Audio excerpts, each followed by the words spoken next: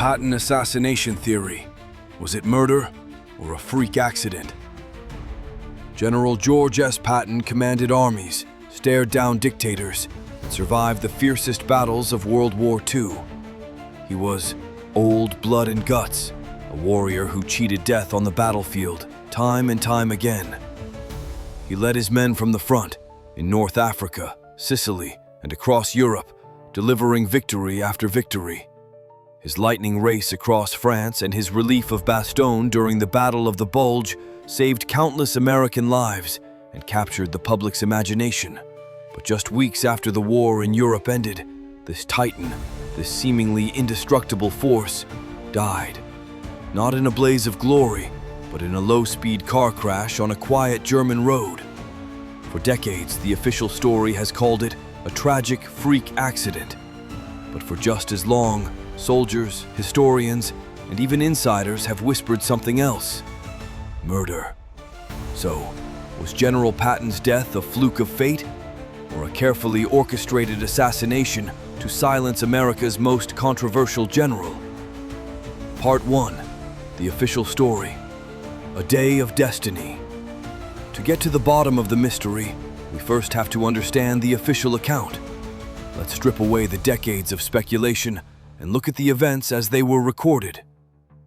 Our story begins on a cold, clear morning in post-war Germany, Sunday, December 9th, 1945. General George S. Patton is now the commander of the 15th Army, a paper army tasked with writing the war's official history. He's restless. Just a couple of months earlier, in October 1945, General Eisenhower had relieved him of command of his beloved Third Army. Patton's controversial remarks about denazification policies and his practice of using former Nazi party members to restore basic services had become a media firestorm. This new post in the quiet spa town of Bad Nauheim is an administrative dead end for a man who lived for the roar of cannons. Patton is just one day away from flying home to the United States for Christmas. He had planned to spend the day with his close friend, General Jeffrey Keyes, but Keyes was unexpectedly called away. So, at the last minute, Patton and his chief of staff, Major General Hobart Hap Gay, decide to go pheasant hunting near Speyer. Around 9 a.m., they set off from Bad Nauheim in Patton's personal command car, a 1939 Cadillac sedan driven by Private First Class Horace Woodring. Following in a Jeep with the shotguns and Patton's bull terrier, Willie, is Technical Sergeant Joe Spruce. It's a cold morning, so Patton gives up his usual spot in the front passenger seat to his dog and hops in the back. He sits on the right, with General Gay on his left. The drive is uneventful for nearly 3 hours. As they approach Mannheim, a slow-moving freight train briefly halts their journey. The delay is minor, and soon they're on their way again. Then, at approximately 11:45 a.m., destiny intervenes. A 2.5-ton GMC U.S. Army truck, driven by technician 5th grade Robert L. Thompson, suddenly makes a left turn directly into their path, trying to enter a quartermaster depot. PFC Woodring slams on the brakes. The Cadillac, moving at a relatively low 20 to 30 miles per hour, can't stop in time. The two vehicles collide. It's not a high-impact crash, more of a heavy, grinding crunch. In the front, Woodring and Thompson are completely unharmed. In the back, General Gay, who saw it coming and braced himself, suffers only minor bruises. But General Patton, looking out the side window, was totally unprepared. There were no seatbelts. The force of the collision, though relatively minor, throws the 60-year-old general forward. His head strikes the steel frame of the glass partition, separating the front and back seats. He is then thrown backward. The car falls silent. A nasty gash has opened on Patton's head, but he is conscious. General Gay asks if he's hurt. Patton's reply is chilling. "I think I'm paralyzed." He asks Gay to move his fingers for him. Nothing. "Go ahead, Hap. Work my fingers," he barks, a flash of his old command. Later, he's heard saying, This is a hell of a way to die. An ambulance eventually arrives and rushes Patton 15 miles to the 130th Station Hospital in Heidelberg. The diagnosis is grim. 2 crushed vertebrae in his neck, a fractured 3rd cervical vertebra, and a dislocation of the 4th. Simply put, General George S. Patton has broken his neck. He is paralyzed from the neck down. For the next 12 days, the world holds its breath. He's placed in traction to stabilize his neck. His wife, Beatrice, flies from Boston to be by his side. A top neurosurgeon is flown in from the United States, but the prognosis is dire. Not only is Patton paralyzed, but his internal organs are too. An operation is deemed too risky. Despite it all, Patton's spirit seems unbreakable. He jokes with the nurses and his wife. For a moment, it seems the old warrior might cheat death one more time, but it isn't to be. On December 20th, X-rays reveal a small pulmonary embolism. A blood clot has traveled to his lung. Doctors know this is life-threatening. Their diagnosis is tragically accurate. At 5:55 p.m. on December 21st, 1945, General George S. Patton Jr. dies quietly in his sleep. A second massive embolism stopped his heart. America's most famous warrior is dead. An official military police investigation is conducted. Their conclusion? An unfortunate but clear-cut accident. Patton himself had even ordered the investigation halted, absolving both drivers. At his family's request, no autopsy is performed. And so, the official story concludes. A tragic accident and death from common medical complications. It's a simple story, but for many, it's too simple and far too convenient. Part 2. The motive. Why would anyone want Patton dead? To understand why assassination theories even exist, you have to understand who Patton was in late 1945. He wasn't just a celebrated general. He was a political powder keg with a lit fuse. He had become one of the most dangerous men in the world, not to America's enemies, but to its allies and even its own leaders. The core of it all was his vehement, uncompromising hatred of the Soviet Union. He didn't see the Soviets as temporary allies. He saw them as the next great threat to Western civilization, a Scythian horde bent on domination. And he was loud about it. Patton believed the Allies had fought the wrong enemy and that they should have rearmed the German Wehrmacht to march on Moscow. He allegedly said, "In 10 days I can have enough incidents happen to have us at war with those sons of bitches and make it look like their fault." His public comparison of the Nazi Party to a Democratic or Republican Party affiliation caused a firestorm that deeply embarrassed his superiors. To men like Stalin, Patton was an arch-enemy trying to ignite World War III. But it wasn't just the Soviets. Patton openly disdained his superiors, including his commander, Dwight D. Eisenhower. His diaries were filled with scathing criticisms of Allied strategy. And Patton was about to talk. He planned to retire, write his memoirs, and take the lid off everything. A tell-all book from a figure of his stature could have been politically catastrophic, derailing the careers of men like Eisenhower and Bradley, who had political ambitions of their own. Speaking of which, there were whispers that Patton himself might enter politics. The idea of a loose cannon like Patton in the White House was a terrifying prospect for the establishment. So you have the Soviet Union under a ruthless dictator. You have members of the Allied High Command who fear exposure. And you have the American political establishment wary of an unpredictable general with presidential potential. The list of people who might have wanted George Patton silenced was long. The official story says he died in an accident just before he could go home and speak his mind. Conspiracy theorists just ask, how convenient is that? Part 3. The assassination theories, unraveling the conspiracy. The official story is a straight line: crash, paralysis, embolism, death. But for those who refuse to accept it, the story is a web of spies and secret orders. The first and most explosive theory points the finger at America's own Office of Strategic Services, or OSS. This is the Bazata theory. It comes from Douglas Bazata, a former OSS operative who, in a 1979 interview, claimed he was hired by OSS head General Wild Bill Donovan to kill Patton. According to Bazata, Donovan and others saw Patton's anti-Soviet rhetoric as a threat to post-war stability.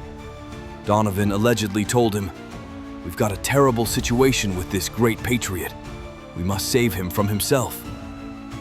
Bazata's account is stunningly detailed. He claimed the plan was to stage the car crash. He said he worked with another operative, a mysterious figure he called the Pole. The crash, however, was just a diversion. In the chaos, Bazata claimed his real job was to shoot Patton with a specially modified weapon. He described a device that fired a low-velocity projectile, like a small piece of metal, with enough force to break the neck but not leave a typical bullet wound. But, as Bazata told it, the attempt was botched. The projectile injured Patton but didn't kill him. This created a new problem: a living witness. Bazata alleged a backup plan was put into motion. While Patton was in the hospital, an agent, possibly the Pole, slipped in and administered a refined form of cyanide designed to mimic the symptoms of a fatal embolism. This, he claimed, is why Patton lingered for 12 days before suddenly dying. The second major theory points not at Washington, but at Moscow. This is the NKVD plot. Proponents like former counterintelligence agent Steven Skubik argued that Joseph Stalin gave the order. The motive was obvious. Patton was Stalin's most dangerous Western opponent. Some versions of this theory suggest collusion between the NKVD and the OSS, a partnership of convenience to solve a mutual problem. Theorists even point to the supposed presence of Pavel Sudoplatov, the NKVD's chief of assassinations, in Germany around the time of Patton's death as circumstantial evidence. A third theory, popularized by Bill O'Reilly and Martin Dugard's book Killing Patton, focuses on the poisoning. This theory suggests that whether the crash was an accident or not is irrelevant. The key is that Patton survived it. He was still a threat. Therefore, an assassin was sent to the Heidelberg hospital to finish the job with a subtle poison that would induce a heart-stopping embolism, the perfect cover. These theories are fueled by unsettling anomalies. Theorists point to allegedly missing police reports. They question why there was no autopsy. They highlight the sheer convenience of the timing. They also point to the fates of those involved. The Cadillac was repaired and later scrapped. The truck driver, Robert Thompson, was supposedly shipped off to London and was hard to find afterward. Each detail adds another layer to the dark tapestry of the conspiracy. Part 4. The debunking. Separating fact from fiction. For every shadowy claim, there's a counter-argument grounded in records and logic. While the idea of a spy plot is thrilling, the case for conspiracy is built on a very shaky foundation. Let's start with the cornerstone, Douglas Bazata. His story is compelling, but it has problems. First, the timing. He didn't come forward until 1979, 34 years after the fact, when he was reportedly in financial trouble. More importantly, his story is full of logistical holes. He claimed he knew Patton's travel plans for December 9th, but historical records show the hunting trip was a last-minute decision made that very morning. This would have given an assassination team almost no time to set up an ambush.